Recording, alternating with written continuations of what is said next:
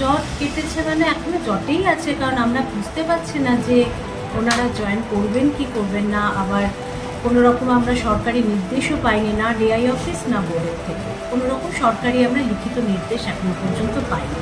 সেটা আমরা নিজেরাও জানি না যে কি হতে চলেছে। কতজন শিক্ষক ছিলেন?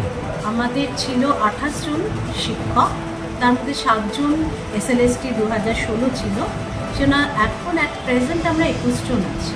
মানে 7 জনারই মানে এতে গড় হাজির, 7 জনাই স্কুলে গড় হাজির। হ্যাঁ, 7 জন স্কুলে পড়া আছে।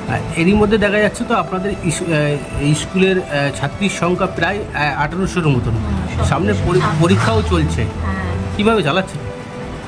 কেউ রিলিফ পাচ্ছি না, ডাবল গার্ড দিতে হচ্ছে, এভাবেই আমরা করছি। কারণ ছাত্রীদের তো কোনোভাবে আমরা ডিপ্রাইভ করতে পারি না, সেই জন্যে টিচারদের এক্সট্রা কিছু করতে হচ্ছে, রোজ ডিউটিতে যেতে হচ্ছে, দুবেলা ডিউটিতে যেতে হচ্ছে, কোনো রিলিফ নেই, 2 ঘন্টা 3 ঘন্টা করে ডিউটি দেওয়া হচ্ছে, এভাবেই চালাচ্ছি। চালাতে তো হবেই আমাদের, না? আজ তো পরীক্ষা চলছে। আজকে পরীক্ষা চলছে, সকালবেলা 7-8 হয় আর আফটারনুনে আমাদের 9-10-এর পরীক্ষা হচ্ছে।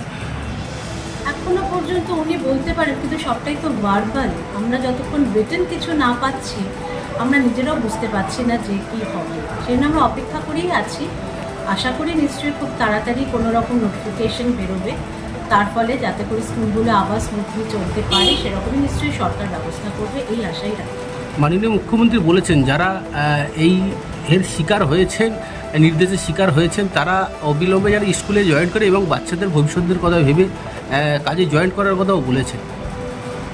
সে ব্যাপারে কি বলি বলুন, যদি জয়েন করে নিশ্চয়ই আমরা তাদের হার্টলি ওয়েলকাম জানাবো, কিন্তু মনে হয় যেটা হচ্ছে সেটা হলো ভলেন্টারি সার্ভিসের কথা বলেছেন। তো এলে ভালো, আমরা অলওয়েজ ওয়েলকাম তাদের জানাবো, কিন্তু এখনও আজকে কেউ আসেনি এবং আসবে বলে কোনো আমরা খবরও পাই।